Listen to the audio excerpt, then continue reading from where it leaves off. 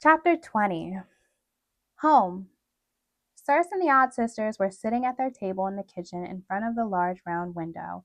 Outside, they had a view of Maleficent's crows perched peacefully in the apple tree.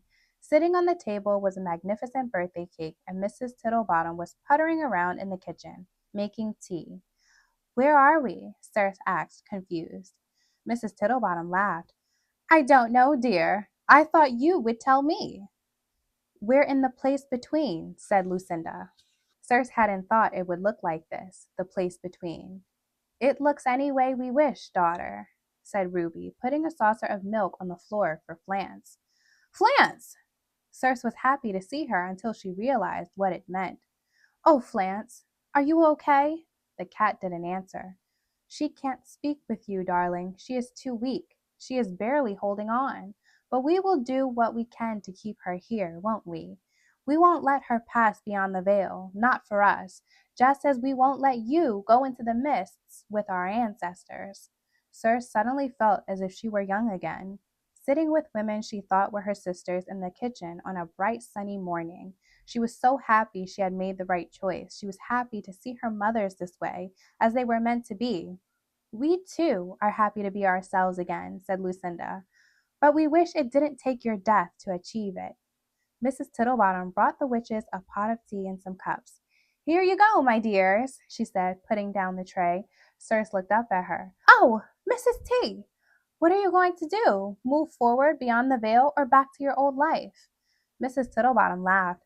I've lived far too long already, but the ancestors have one more task for old Mrs. Tittlebottom before she goes. I'm to look after the flowers should you and your mothers decide to use them. I've only just stopped by from my own corner of the place between for a spot of tea before I make my way back home, and to ask you a favor. Circe smiled. Of course, what's the favor? But Lucinda answered for the old woman. She would like us to make our choice quickly. She is ready to go beyond the veil. Lucinda smiled at Mrs. Tittlebottom. I'm sorry our ancestors have interfered with your passing. Mrs. Tittlebottom patted Lucinda on the shoulder. Oh, you're not the same witch I remember, not at all.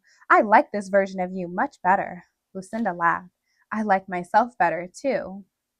But what choice are we talking about? I've already made my choice. And why are you here, mothers? Why aren't you in the dead woods? Why aren't you living the lives I gave you with the sacrifice of my own? Lucinda took Circe's hand. Because, my Circe, we are in the place between, and we have been given a choice, and all we have to do is listen to hear it.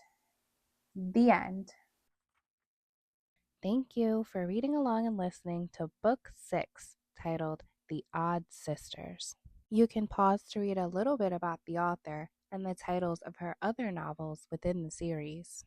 Please feel free to visit my other playlists for audios on books 1 through 5.